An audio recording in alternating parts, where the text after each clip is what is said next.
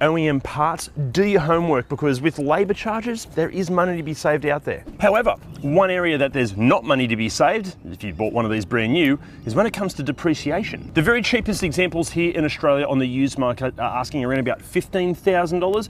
Near new ones, more like $100,000. Now, to put those prices into perspective, this thing when brand new is asking around about $90,000. These days, it's going to be swapping hands for around about $30,000. So it's lost 2/3 of its value in just 6 years. And to make things even more frustrating, if you are an owner of one of these and you bought it brand new, the equivalent Lexus, so an IS 350 F Sport, brand new is asking $10,000 less than this, but on the used market now is asking around about $15,000 more than this. Unfortunately with the Lexus though, they never made it in a wagon form, but as you can see with the A4, they did, and this brings us to more positives about the A4. You can get it in a wagon, and as we all know, wagons are the coolest cars in the world. The A4 is also available in jacked up all-road form, as well as the more performance-focused S4 and RS4 models.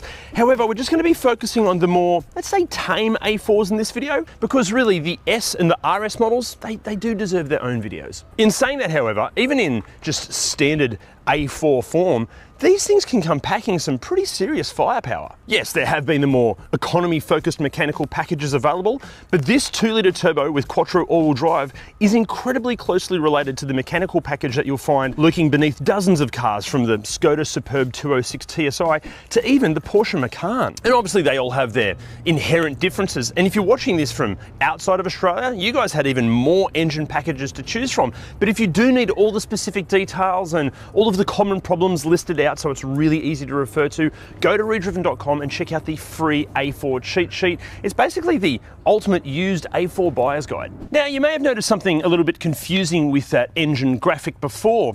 When it comes to the naming structure of these, before the update, it made complete sense. Like 2.0 TDI meant 2-litre turbo diesel. Makes sense, right? Yeah, of course.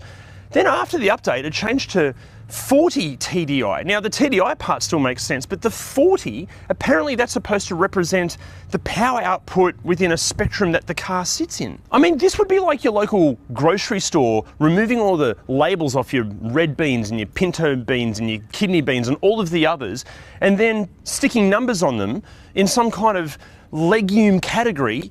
And the only way it's going to make sense is if you know how that number relates to the other numbers around it. Audi, there was nothing wrong with the old system. All you've managed to do is just confuse people. It's so bloody stupid. Anyway, look, back to positives.